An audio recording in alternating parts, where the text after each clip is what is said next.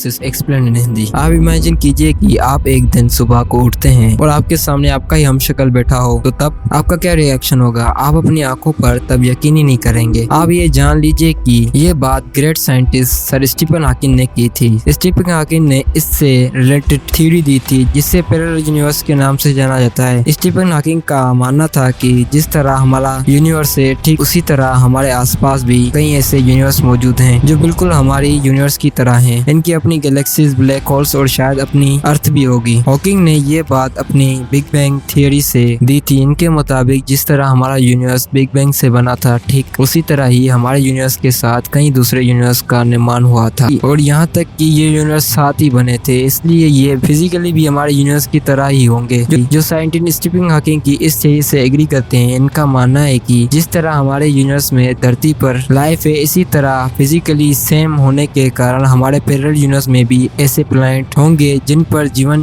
की मौजूदगी है। एक साथ एक ही तरीके से बनने के कारण इन यूनिवर्स पर भी जीवन की शुरुआत बिल्कुल धरती की तरह ही होगी और इसी से आगे भी ग्रो हुआ होगा। लेकिन ये जरूरी नहीं कि वहाँ पर भी एवोल्यूशन इसी तरह हुआ हो, क्योंकि भले ही हमारे सभी पैरेलल यूनिवर्स हमारे साथ बने हो, लेकिन पर कुछ ऐसी एस्ट्रोनॉमिकल घटनाएं हुई होंगी जिनकी वजह से जीवन पॉसिबल ही नहीं हो पाया। जैसे हो सकता है कि वहाँ पर एस्ट्रॉइड टकराया हो जिससे वहाँ जीवन पूरी तरह से खत्म हो गया हो। दूसरी पॉसिबिलिटी ये भी हो सकती है कि ऐसे किसी प्लेनेट पर डायनासोर का अंत करने के लिए किसी तरह का कोई एस्ट्रॉइड नहीं टकराया हो और आज डायनासोर वहाँ पर एडवांस सिविलाइजेशन की तरह रहते होंगे, जिसका मतलब है कि हमारे पैरेलल यूनिवर्स में फिजिकली लॉ तो सेम है, लेकिन वहाँ पर छोटे छोटे चेंजेस के कारण हालात बहुत ही ज्यादा अलग हो सकते हैं। पैरेलल यूनिवर्स को लेकर साइंटिस्ट आज तक सिर्फ यही एक थियरी नहीं दी है, बल्कि इसे समझने के लिए कई साइंटिस्टों ने अपनी अलग अलग थियरी दी है। हगेवर्ट ने पैरेलल यूनिवर्स की थियरी को एक्सप्लेन करने के लिए क्वांटम पर एक एक्सप्लेनेशन दिया। इस एक्सप्लेनेशन के मुताबिक हमारे आसपास घटने वाली हर एक घटना एक अलग यूनिवर्स को जन्म देती है। आप इसे इस तरह समझेंगे कि मान लीजिए आप इस यूनिवर्स में हमारी इस मिस्टीरियस वीडियो को देख रहे हैं और आपके पैरेलल यूनिवर्स में भी आपका हमशक्ल हमारी ये वीडियो देख रहा होगा, पर आप इस वीडियो को अंत तक देखते हैं और आपका पैरेलल यूनिवर्स के वर्जन अब इस वीडियो को बंद कर देता है। अब यहाँ पर ये पैरेलल यूनिवर्स क्रिएट होती है कि अब आप इस वीडियो के बारे में सब कुछ जानते हैं, पर आपके पैरेलल यूनिवर्स में मौजूद आपका हमशक्ल जो वीडियो पूरी नहीं देखता, वो इस वीडियो के बारे में कुछ भी नहीं जानता है। और इसी वीडियो की तरह और भी ऐसे कई काम है जिनके कारण इन दोनों प्लैनेट्स पर कई सारी डिफरेंस आ जाती हैं। मतलब बहुत छोटे छोटे चेंजेस इन दोनों प्लैनेट पर एक बहुत बड़ा डिफरेंस क्रिएट कर देता है और इसलिए हम ये नहीं कह सकते कि पैरेलल यूनिवर्स में मौजूद सभी यूनिवर्सेस बिल्कुल हमारे यूनिवर्स की तरह ही होंगे। कुछ इसी तरह की बात नेशनल एकेडमी ऑफ साइंस के मेंबर एंड्रयू ने भी कही थी। इनका कहना है कि हम भले फिजिक्स के लॉ कॉन्सेप्ट मानकर हमारे आसपास मौजूद पैरेलल यूनिवर्स में जीवन की मौजूदगी को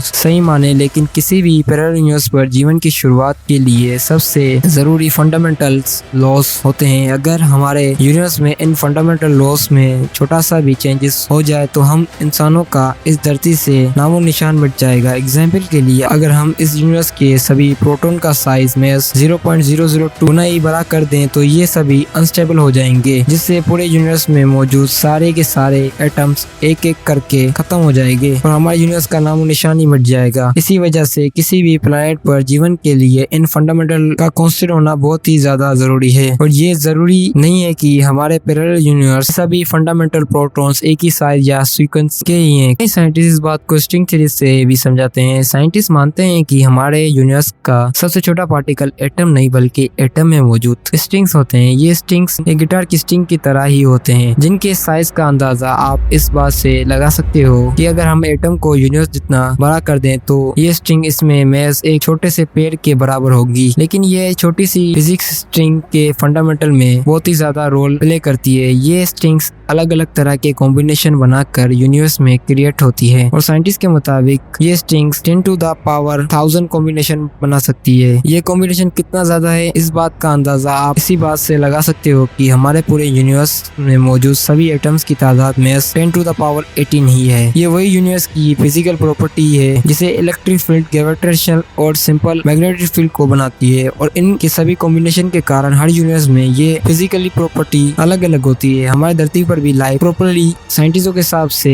इसलिए है क्योंकि इन सभी स्ट्रिंग्स ने मिलकर एक रेयर कॉम्बिनेशन बनाया है, जिसकी वजह से हमारे रहने के लिए इन सभी प्रॉपर्टीज को जन्म दिया। जाएगा। स्ट्रिंग थ्योरी के कारण हम ये नहीं कह सकते कि पैरेलल यूनिवर्स में भी जीवन मौजूद है, पर हम इससे इनकार भी नहीं कर सकते हैं। जो साइंटिस्ट इन स्ट्रिंग थ्योरी से इनकार करते हैं वो एंटी मैटर की थ्योरी से अपनी बात सही साबित करने की कोशिश करते हैं। एंटी मैटर मैटर का बिल्कुल उल्टा होता है। हम जिस यूनिवर्स में रहते हैं वो मैटर का बना है, लेकिन कॉस्मोलॉजी के हिसाब से यूनिवर्स में जितना मैटर है इतना ही एंटी मैटर है। इसलिए भले ही हमें पता ना हो, लेकिन हमारे यूनिवर्स का एक मिरर यूनिवर्स भी है। एंटी मैटर में मौजूद हर चीज मैटर के अपोजिट होती है। जैसे हमारी धरती पर क्लॉक जैसे चलती है, वैसे ही एंटी मैटर वर्ल्ड में इसका बिल्कुल अपोजिट होता है। ये एंटी मैटर वर्ल्ड बिल्कुल हमारे यूनिवर्स की तरह ही है, पर इसकी एग्जैक्ट कॉपी नहीं है। यहाँ पर इस बात की काफी ज्यादा पॉसिबिलिटी है कि ठीक मिरर यूनिवर्स में ठीक उसी तरह एक्टिविटी होती है जिस तरह की हमारी धरती पर होती है, लेकिन एग्जैक्टली सेम नहीं होती। पैरेलल यूनिवर्स में हमेशा से ऐसा एक अहम मुद्दा रहा है जिसे साइंटिस्ट आज तक नहीं सोल्व कर पाए हैं। अगर बात हिस्ट्री की जाए तो एंशिएंट इंडियन में भी कई ऐसे स्ट्रक्चर्स बने हैं जिन्हें देखने पर ऐसा लगता है मानो किसी और यूनिवर्स के बारे में बता रहे होंगे। ठीक इसी तरह की कुछ स्ट्रक्चर्स ग्रीक में भी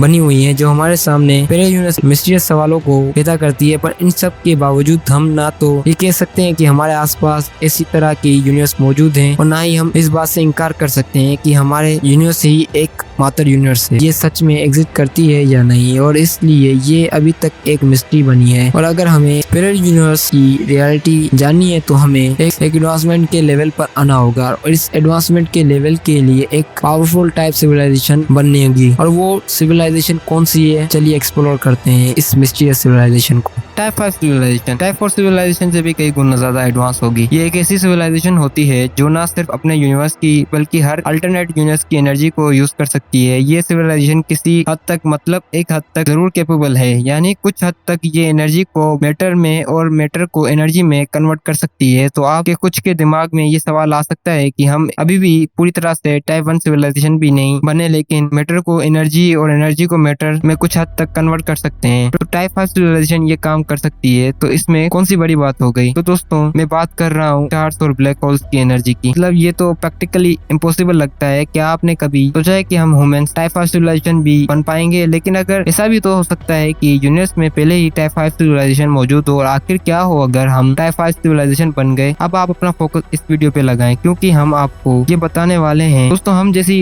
सिविलाइजेशन जो टाइप 1 पे भी नहीं पहुंची है, इसके लिए टाइप 5 सिविलाइजेशन के बारे में सोचना तकरीबन इम्पॉसिबल ही लगता है। लेकिन ऐसा कितनी बार हुआ है कि जो चीजें पहले इम्पॉसिबल थी अब वो इजीली अवेलेबल हैं। तो एटलीस्ट हम टाइप 5 सिविलाइजेशन के बारे में इमेजिन तो कर सकते हैं। अब जैसा कि हमने आपको बताया था कि टाइप 5 सिविलाइजेशन सिर्फ हमारे यूनिवर्स की नहीं बल्कि मल्टीवर्स में मौजूद हर यूनिवर्स की एनर्जी को कंज्यूम करेगी। इट मींस जो अभी थियरीज हैं, मल्टीवर्स की थियरी को रियल मानना होगा। सिर्फ मानना काफी नहीं होगा बल्कि इसका मास्टर भी बनना होगा। हमें ना सिर्फ अपने यूनिवर्स में बल्कि मल्टीवर्स में मौजूद हर यूनिवर्स की एनर्जी में मौजूद किसी भी 2 पॉइंट्स में ट्रेवल करने में एक्सपर्ट बनना ही पड़ेगा। जब हम ये सब सोचते हैं तो हम एक ऐसी सिविलाइजेशन की बात कर रहे होते हैं जो टेक्नोलॉजी में एडवांसमेंट की पीक लेवल पर होगी। और क्या आपको पता है कि इस सिविलाइजेशन की एनर्जी लिमिट कितनी होगी? वेल, क्योंकि अभी हम मल्टीवर्स के बारे में नहीं जानते हैं तो हम सिर्फ इतना ही कह सकते हैं कि आपको हमारे यूनिवर्स की टोटल यानी 10⁴ वॉट को मल्टीवर्स में मौजूद टोटल यूनिवर्स से मल्टीप्लाई कर देना है। कुछ साइंटिस्टों का कहना है कि ये एनर्जी लिमिट 10 क्वाड्रिलियन वॉट हो सकती है। एक बार फिर से सुन लीजिए, 10 क्वाड्रिलियन वॉट। आपको बता दूं क्वाड्रिलियन का मतलब होता है 10⁻86 वॉट, यानी आपने एक लिखा और इस एक के बाद 86 जीरो लिख लिए। इतना ज्यादा वॉट। अगर सिंपल समझाऊं तो हमारे पास अनलिमिटेड एनर्जी तो नहीं होगी, पर ये जितनी एनर्जी है इतनी लिमिटेड एनर्जी हमारे लिए अनलिमिटेड से कम भी नहीं होगी। और इतनी एनर्जी से हम क्या क्या कर सकते हैं ये अभी सोचना तकरीबन नामुमकिन होगा। टाइप 5 सिविलाइजेशन मल्टीवर्स में मौजूद हर थियरी की रियलिटी को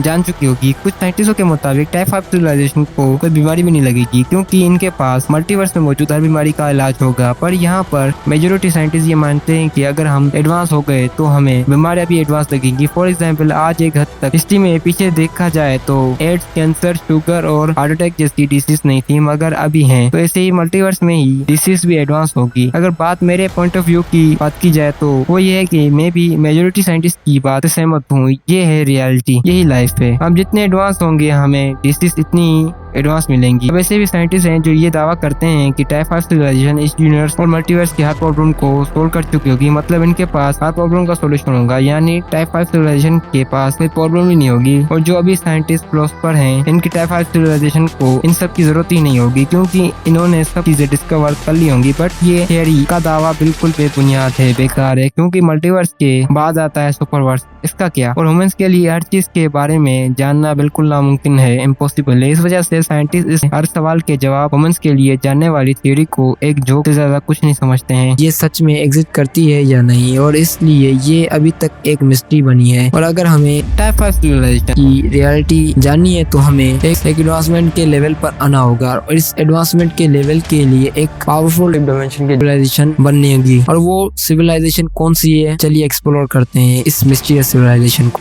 अगर आप 5th डायमेंशन के जीव हो या कोई 5th डायमेंशन में रहने वाला एडवांस जीव है, तो वो टाइम में पास्ट फ्यूचर में भी जा सकता है, साथ ही लेफ्ट राइट में भी जा सकता है। अब इसे समझना थोड़ा मुश्किल है, मगर हम आपको आसानी से समझाते हैं, इजीली समझाते हैं। अगर कोई इंसान है इस दुनिया में, वो अगर VFX आर्टिस्ट बनना चाहता है और प्रोग्रामर भी बनना चाहता है, तो वो एक साथ दो चीज़ें एक ही समय पर अलग अलग जगहों पर नहीं कर सकता है, इसके लिए पॉसिबल नहीं है। या वो अलग अलग दो जगहों पर एक ही समय पर प्रेजेंट नहीं हो सकता है, मगर 5th डायमेंशन में रहने वाला जीव इसे करने में कैपेबल होगा। उसके लिए अलग अलग टाइमलाइंस में जाना, पैरेलल यूनिवर्स में एंटर होना पॉसिबल होगा। उसके लिए ये सिर्फ एक आसानी वाली चीज़ होगी, नेचुरली चीज़ होगी। जिस तरह हम 3rd डायमेंशन में दाएं बाएं ऊपर नीचे आगे पीछे जा सकते हैं, उसी तरह वो समय में भी दाएं बाएं आगे पीछे जा पाएगा, लेफ्ट राइट जा पाएगा। बिल्कुल इसी तरह वो टाइमलाइंस में भी जा पाएगा, अलग अलग टाइमलाइंस पे भी। वो एक ही समय पर दो रोल अलग अलग जगहों पे भी कर सकता है। फॉर एग्जाम्पल वो मार्स पे भी होगा, अर्थ में भी। जिस तरह क्वांटम वर्ल्ड में एक एटम दो अलग स्टेट्स में हो सकता है, उसी तरह अगर इसको ऐसे समझा जाए, अगर आप सिक्के को, कॉइन को फ्लिप करते हैं, तो वो एक ही वक्त में दो अलग अलग स्टेट में होता है। अगर आप उसको स्लो मोशन में देखें तो वो अलग बात है, मगर अगर आप अपनी आम आंखों से देखें तो वो एक ही समय में दो अलग स्टेट में होता है। उसी तरह 5th डायमेंशन वाला जीव भी एक ही समय में दो अलग अलग जगहों पर होगा। उसके लिए जैसे समय थम ही जाएगा, और ये पावर होना किसी सुपर पावर से कम नहीं होगा। पर हम कैसे एंटर हो सकते हैं 5th डायमेंशन में? अभी की टेक्नोलॉजी के हिसाब से हम ऐसा नहीं कर सकते हैं, क्योंकि हम इतने एडवांस नहीं हुए हैं, मगर हम एडवांस हो रहे हैं। तो अगर हम टाइप 3 या टाइप 4 सिविलाइजेशन बन जाते हैं, तो हम इसके कैपेबल होंगे सिर्फ उसे ऑब्जर्व करने के, उसके डिटेल जानने के, ना कि उसमें एंटर होने के। अब एंटर होने के लिए हमें टाइप 7 सिविलाइजेशन बनना पड़ेगा, जिसमें मेरी अगली वीडियो आने वाली है। दोस्तों, आपके पास ये पावर होगी अलग अलग टाइमलाइंस में जाने की, तो आप इस पावर का कैसे यूज़ करेंगे, हमें ज़रूर बताइएगा। पर जिस तरह से अंकल बेन कहते हैं कि बड़ी पावर्स के साथ आती हैं बड़ी जिम्मेदारियां, तो अगर ये पावर होगी तो उसकी एक गलती भी उसकी जान ले सकती है। फॉर एग्जाम्पल, वो ऐसी टाइमलाइन में जाता है जहाँ पे उसकी ही सारी टाइमलाइन शुरू हो रही हैं, और उसी टाइमलाइन में जाके अपने आप को मार देता है जहाँ पे कोई अलग टाइमलाइन शुरू होने की पॉसिबिलिटी ना हो। तो इसका मतलब उसने अपने आप को ही ख़त्म कर दिया। जिस तरह यूनिवर्स में गैलेक्सीज दूसरी गैलेक्सी को अटैक करती हैं, या फिर उनका कोलाइजन होता है ग्रेविटी की वजह से, या किसी और चीज़ की वजह से, या डार्क एनर्जी की वजह से, उसी तरह ये लॉज भी 5th डायमेंशन में अप्लाई होते हैं। अब इसका मतलब ये नहीं है कि थमे उसके लिए थम सा जाएगा, लेकिन पूरी तरह से ख़त्म नहीं होगा। लॉज उस पर फिर भी अप्लाई होंगे। तो आप क्या सोचते हैं इसके बारे में? अभी कमेंट करके ज़रूर बताइए। अभी वीडियो को पॉज करके कमेंट करके बताइए, क्योंकि हम आपकी राय का इंतज़ार कर रहे हैं और हम ये जानना चाहते हैं कि आपकी राय क्या है।